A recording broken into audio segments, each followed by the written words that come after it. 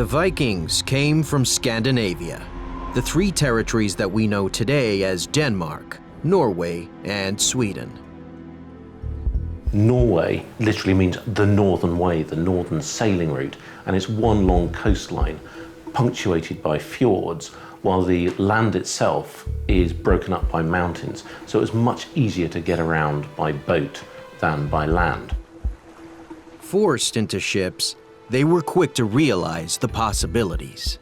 I think they were very astute people, that they could see quite quickly, again through this maritime network that they had, that there was a much wider world out there. And I think it's probably one of the most important aspects of the Viking Age, that they were very much a people who looked outwards. They are exceptionally curious people and exceptionally brave in terms of where they want to go with their ships and why. The Vikings had dreams of exploration and conquest. They needed a vessel to match: the Longship. Remarkably, some still survive. This is a so-called Osberg ship, uncovered from a burial mound south of Oslo in Norway in 1904. It's now in the capital's Viking Ship Museum. It is the oldest Norwegian Viking ship. 95% of its original timbers survive. This Viking ship was preserved like a tinned Viking ship, really. No one had seen anything like it. It was even so well preserved that one day the archaeologist found a bucket, like a huge bucket, and in the bucket there were apples, and they were still red. That's amazing.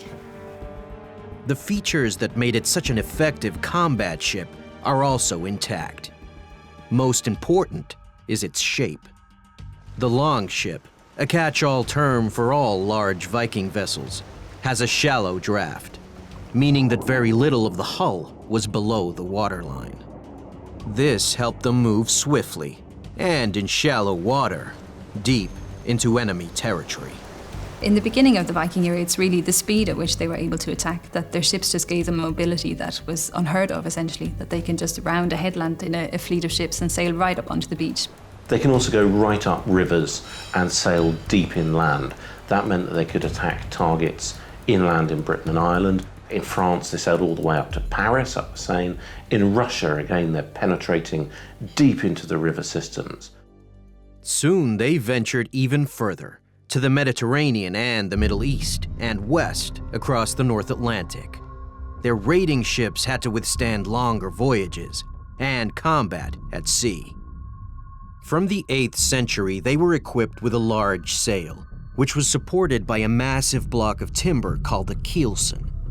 It spread the weight of the mast and the strain of the sail when underway. When there was no wind, the crew would place oars through holes in the upper strakes, or planks.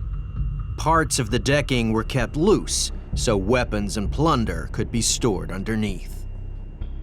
And it was designed to strike terror upon arrival. I think it probably would have been an incredibly awe-inspiring and terrifying sight, that we know from the historical depictions that these ships were highly decorated, quite a few of them would have been painted, and I think it probably would have just struck absolute terror into the hearts of people if you knew that when you saw a fleet of 5, 10, 15 ships coming around the headland, and you knew that they were full of warriors and that they were sailing directly for your little coastal settlement. I think you would pack your bags and head for the hills as quickly as you could.